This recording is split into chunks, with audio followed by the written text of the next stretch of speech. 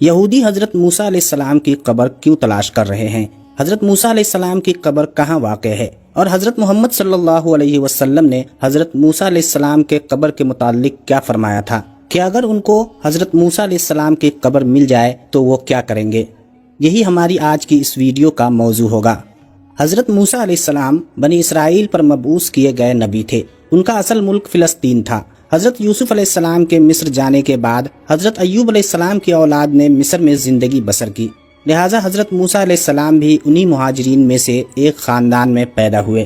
حضرت موسیٰ علیہ السلام نے فرعون کے خلاف جد و جہد کی، جس کی مثال آج تک نہیں ملی۔ یہ سبھی جانتے ہیں کہ کس طرح حضرت موسیٰ علیہ السلام نے کلمہ حق بلند کیا اور فرعونیوں کو نیست و نابود کر دیا۔ حضرت موسیٰ علیہ السلام کی وفات کا واقعہ اس طرح مذکور ہے۔ حضرت ابو ہریرہ رضی اللہ عنہ فرماتے ہیں کہ جب موسیٰ علیہ السلام کی وفات کا وقت قریب آیا تو موت کا فرشتہ ان کی خدمت میں حاضر ہوا اور کہا اپنے پروردگار کی جانب سے پیغام اجل کو قبول فرمائیے۔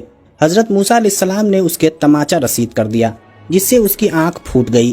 تب اس نے دربار الہی میں جا کر شکایت کی کہ تیرا بندہ موت نہیں چاہتا، اور یہ کہ اس نے میرے تماچا رسید کر دیا۔ اللہ تعالیٰ کی جانب سے اس کی آنکھ پھر درست ہو گئی اور اس کو حکم ملا کہ موسیٰ علیہ السلام کے پاس دوبارہ جاؤ اور کہو کہ اللہ کا یہ ارشاد ہے کہ کسی بیل کی کمر پر آپ اپنا ہاتھ رکھیں، جس قدر بال آپ کی مٹھی میں آ جائے گی، ہر ایک بال کے عوض آپ کی عمر میں 1 سال کا اضافہ کر دیا جائے گا۔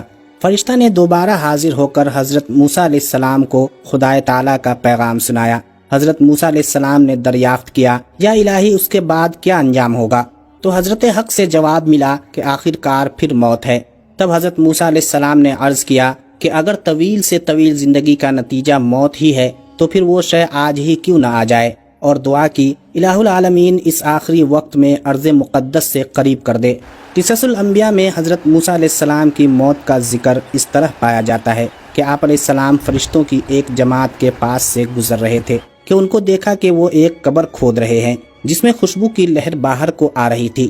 حضرت موسیٰ علیہ السلام نے ایسی قبر کبھی بھی نہیں دیکھی تھی۔ حضرت موسیٰ علیہ السلام فرشتوں کے پاس گئے، ان سے پوچھا کہ تم یہ قبر کس کے لیے کھود رہے ہو؟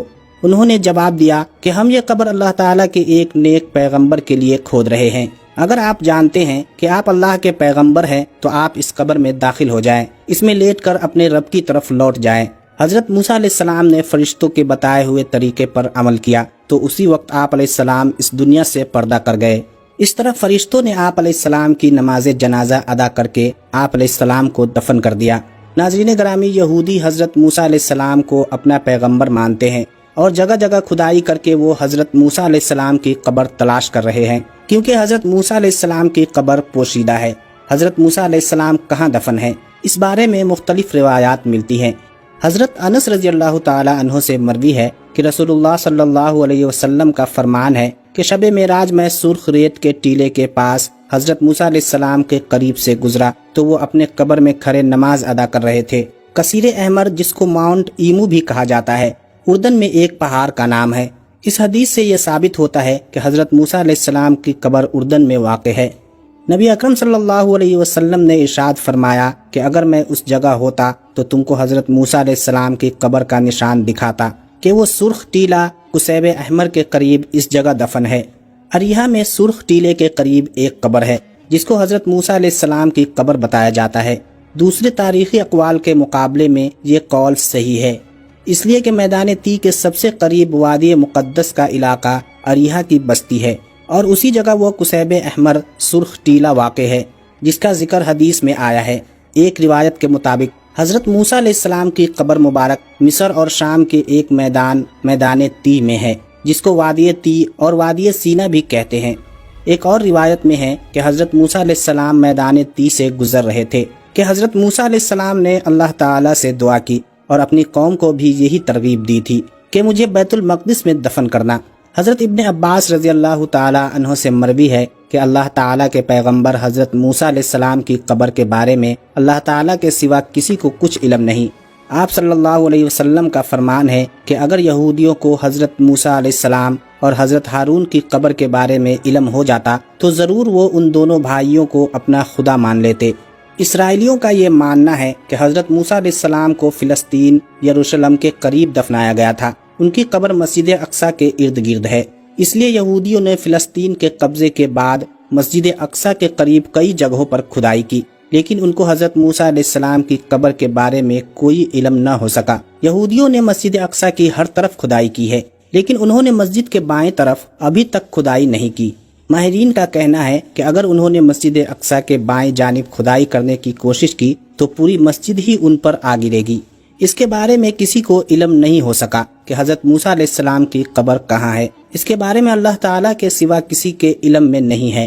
مذہبی اور تاریخی مقامات تو دنیا بھر میں بے شمار ہیں۔ حضرت موسیٰ علیہ السلام کی لاٹھی اور ان کی قبر مبارک کے حوالے سے بہت کم لوگ جانتے ہیں۔ اردن میں حضرت موسیٰ علیہ السلام سے متعلق ایسی کئی چیزیں اور مقامات موجود ہیں جو کہ آنے والے لوگوں کو حضرت موسیٰ علیہ السلام سے متعلق جاننے کی جستجو پیدا کرتے ہیں۔